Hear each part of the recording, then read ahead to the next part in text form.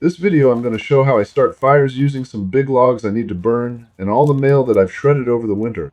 So the first thing you will notice that I do is space out two of the big logs enough so that the last big log can sit on top of both. But before I put the log on top, I will put cardboard in between both logs and then stuff some of my mail shreddings inside and around it.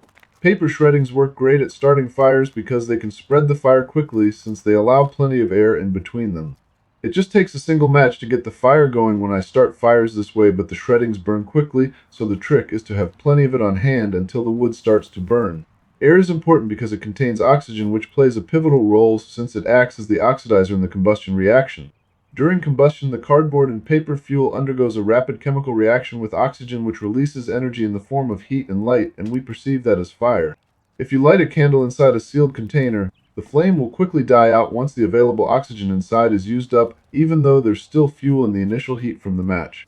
So the trick to keeping a fire going is to keep feeding it a mixture of fuel and oxygen, and you have to be careful not to smother the fire with too much flammable material because it can become so dense that it will prevent air from carrying oxygen in. The minimum ignition energy of the flammable material, which I will refer to as fuel from here on out, will determine how much heat is needed for it to combust. So this is why the fire would most likely just burn out if I didn't keep feeding it paper shreddings until there is enough heat or energy for the logs to start burning.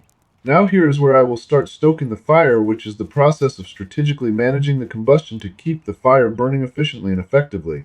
As the fuel burns, it consumes oxygen, and stoking helps by creating pathways for fresh air to reach the combustion points of the fire.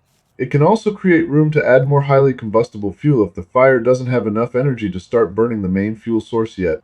I like to burn after a rain so that everything around the fire is still a little wet, which would make it less likely for the fire to spread outside of the area that I wish to keep it contained. I also keep a bucket full of water nearby, which you can see in the background just in case a fire does start outside of my burn area.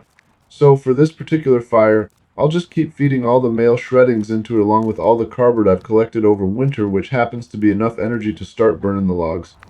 Then once I have generated enough heat to keep the logs burning, I'll bring the top log down to the ground so it doesn't roll off and out of my burn area. And once I have it to where it won't roll around after it starts to burn down, I'll start creating pathways for air to carry oxygen around the middle log so it will continue to feed the fire. Then after I have the logs set up to continue burning for a while, I can go inside the house and watch it from my camera in the comfort of my home. Where I live, it's illegal to leave a fire unattended as it should be since they can spread easily and endanger neighboring properties. The type of fuel you use will determine how long the fire will burn, so that is something I found interesting when considering different types of wood when I was heating my house that had a fireplace.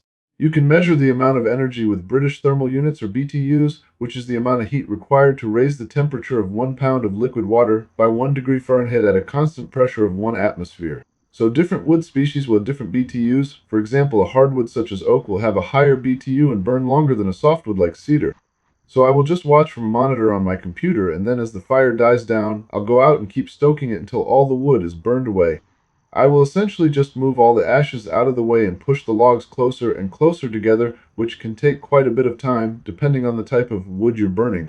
I also want to mention Firestarter bricks, which are designed to burn for a long time, so if you can afford to buy those, they have always worked great for starting fires and are well worth the money in my opinion. I used to think using gas was a good option, but most of the time for me it would burn out too fast, so it would take a lot of time to start my fires when I didn't have all the shredding and cardboard. You definitely don't want to use gas inside a house, so Firestarter bricks are the best option for a fireplace in my opinion, since it's a more compact area than burning outside. And if you don't have the money for them or don't have enough shreddings and cardboard, breaking up a bunch of twigs works great for starting fires as well. Hopefully this video has helped, and feel free to ask any questions that you still may have in the comments. Thank you for watching, and please like and subscribe for more quick and on-point videos.